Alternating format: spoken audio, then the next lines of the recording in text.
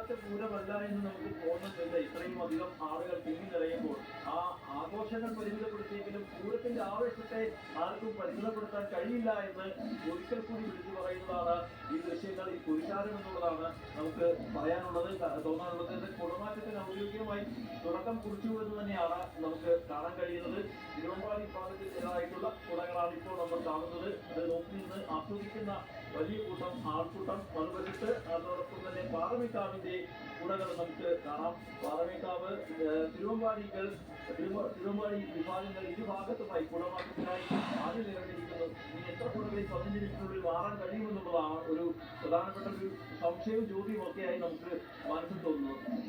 15 കുടകളാണ് രണ്ട് വിഭാഗവും തയ്യാറാക്കി വെച്ചിട്ടുള്ളത്. 15 കുടകൾ 15 മിനിറ്റ് കൊണ്ട് കാണിക്കാൻ കഴിയുമെന്നൊരു പ്രതീക്ഷയുണ്ട്. എനിക്ക് തോന്നുന്നത് 15 കുടകൾ എങ്ങനെയാണ് സമയം ഇപ്പൊ കുടമാറ്റത്തിലേക്ക് കടക്കാൻ പോവുകയാണ്. ഏതായാലും രണ്ടു കൂട്ടരും അവരുടെ ഏറ്റവും മികച്ച കുടകൾ, കാരണം അത്രയും തയ്യാറെടുപ്പുകൾ ഇടയിലാണ് ഈ ദുരന്തം ഉണ്ടായത്. അപ്പോൾ അതിൽ നിന്ന് തെരഞ്ഞെടുക്കപ്പെട്ട ഏറ്റവും മികച്ച 15 കുടകൾ തന്നെയായിരിക്കും അവർ ഈ പൂരപ്രേമികളെ കാണിച്ച് കൊടുക്കുക.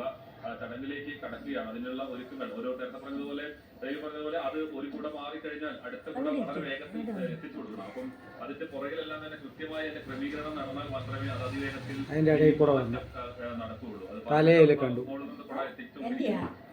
ഇടയിൽ കൂടെ വന്നാൽ പിന്നെ തല കാണാണ്ട് തയ്യാറായി കഴിഞ്ഞ് സജ്ജമായി നിൽക്കുകയാണ് അവർ.